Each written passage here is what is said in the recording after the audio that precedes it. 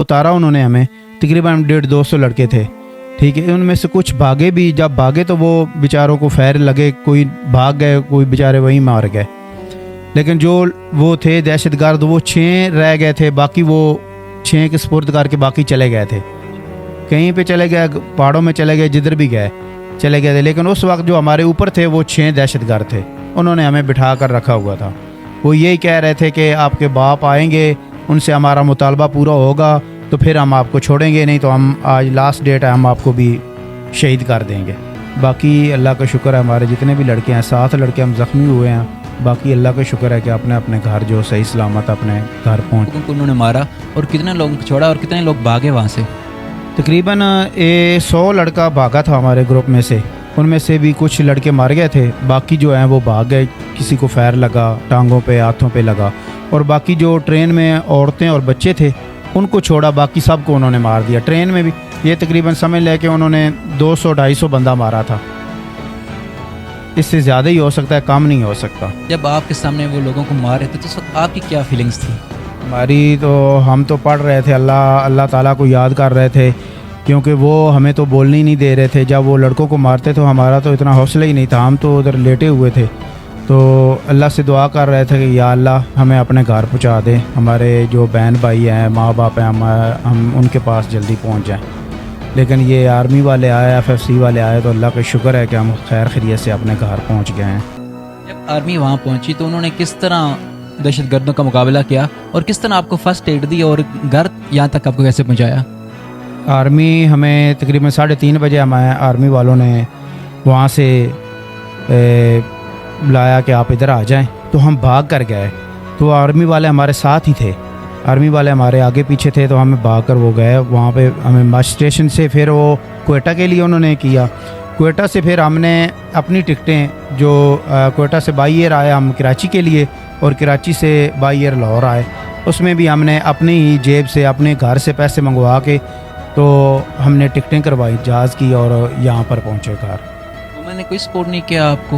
हुकूमत ने अभी तक हमें कोई सपोर्ट नहीं किया, ना ही कोई, मतलब ट्रेन की टिकटें जो थी वो भी, और जहाज़ की जो हमने अपना खुद खर्चा किया था, जो हमारी सैलरी वगैरह थी, अभी तक हुकूमत की तरफ से कोई एक्शन या कोई इमदाद नहीं हुई। नहीं, यहाँ तक कुछ खबरें चल रही हैं कि वो हर बंदे को 10-10 लाख रुपए दे रहे हैं, क्या ये सच है? नहीं, हमें तो अभी तक इस तरह का कोई नहीं है, क्योंकि हम जितने लड़के ज़ख्मी हुए हैं, फैसलाबाद के हैं, गुजरात के हैं, जोराबाद के, अभी किसी को हुकूमत की तरफ से कोई इमदाद या कोई किसी का कोई नहीं मिला। जब आपके साथ ये हादसा पेश आया तो घर वालों को पता चल गया था? ये हादसा जब पेश आया तो घर वालों को 3 दिन बाद पता चला, क्योंकि जहाँ पे हादसा आया था तो उन्होंने जंपर लगाए हुए थे, वहाँ पे सर्विस ही नहीं थी, हमारे मोबाइलों की सर्विस ही नहीं थी। घर वालों का रब्ता हुआ, जब हम बस स्टेशन आए तो मेरे कज़न का रब्ता हुआ घर, तो उन्होंने बताया कि हम हॉस्पिटल आ गए हैं, अल्लाह का शुक्र है कि जान बच गई है। बाकी काफ़ी लड़के जो हैं वो शहीद भी हुए हैं, और हमारे ग्रुप में से 5-7 लड़के जो हैं ज़ख्मी हुए हैं।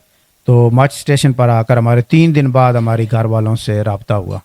जब आप घर आए, सही सलामत घर पहुंच गए, तो क्या फीलिंग्स थी घर वालों की और आपकी क्या फीलिंग्स थी?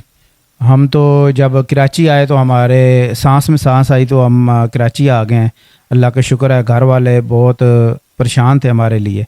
जब घर आए तो मेरा बेटा, मेरी वाइफ, मेरी खाला खालू जो सब इधर थे मेरे पास, उनको बहुत खुशी हुई कि अल्लाह ताला ने इनकी जान बच गई है, तो अपने घर आ गए हैं। कह रहा हूँ कि आपकी आंख पे काफ़ी गहरा जख्म आया हुआ है, तो ये कैसे आया और अभी डॉक्टर को चेकअप कराया? जी, मैंने जर्नल में गया था, मैंने डॉक्टर्स, ये ऑपरेशन मेरा जो था ना, ऑपरेशन जो हुआ था वो पीछे क्वेटा से ही हुआ था, तो इधर हम जर्नल में गए तो उनको चेकअप करवाया, तो उन्होंने स्टिचिंग खोली, तो वो कहते हैं डॉक्टर साहब थे, 2 नर्सें थी, वो बैठी थी मोबाइल पे लगी हुई थी, पहले तो कोई बात नहीं सुनता था। ये लाहौर जनरल हॉस्पिटल की बता रहा हूँ। तो उन्होंने स्टिचिंग खोली, तो वो कहते हैं कि ये जिधर से केस हुआ है ना, आप दोबारा उधर चले जाएं। मैंने कहा मैं रहता इधर हूँ लाहौर में, तो अब मैं क्वेटा में जाऊँ? उनका शुक्रिया है जो उन्होंने इतना मुझे करके इधर भेज दिया है, तो आप कहते हैं दोबारा वापस चले जाएं, उधर से केस करवाएं। तो वो मोबाइल पे लगे हुए थे, टांके खोले और मुझे बाहर निकाल दिया कि आप उधर से ही करवाएं केस। बस यही है कि मेरी ये आँख का मसला है, तो उन्होंने कहा है कि इसका लेंस जो है ना वो ख़त्म हो गया है, तो ये आँख जो है ये नहीं डलेगी। तो हुकूमत से यही है कि मेरा रेंट तो घर रेंट पे है, ایک بیٹا ہے میرا، بیوی ہے، تو میں ان کا ویس سارا ہوں، کمانے والا کوئی نہیں ہے. تو یہی ہے کہ جو بھی ہے میری آنکھ کا جو خرچہ آتا ہے، جو بھی آتا ہے میرا علاج کروا دیں تاکہ میری آنکھ جو ہے نا وہ واپس. اللہ کا شکر ہے کہ ہمارا بچہ صحیح سلامت واپس آ گیا ہے. اور میں اسپیشل مریم نواز صاحبہ سے یہ ریکویسٹ کروں گا کہ ان پہ ہمیں ان پہ بہت امید ہے کہ وہ ہمارے پنجاب میں بہت کام کر رہی ہیں. تو ان سے ریکویسٹ ہے کہ اس کی آنکھ کا جو مسئلہ ہے یہ مہربانی کر کے اس کا کوئی حل کروا دیں. تو اس کے جو پیسے گئے ہیں یہ واحد ایک سہارا ہے کمانے والا، اس کے علاوہ کوئی نہیں ہے. تو اس کا ایک بیٹا چھوٹا ہے، بیوی ہے اس کی. تو ہم تو نواز شریف صاحب سے اور مریم نواز صاحب سے یہ گزارش کر رہے ہیں کہ اس کا علاج کروا دیں اور اس کا جو نقصان ہوا ہے وہ حکومت کی طرف سے کوئی اس کو ریلیف مل جائے.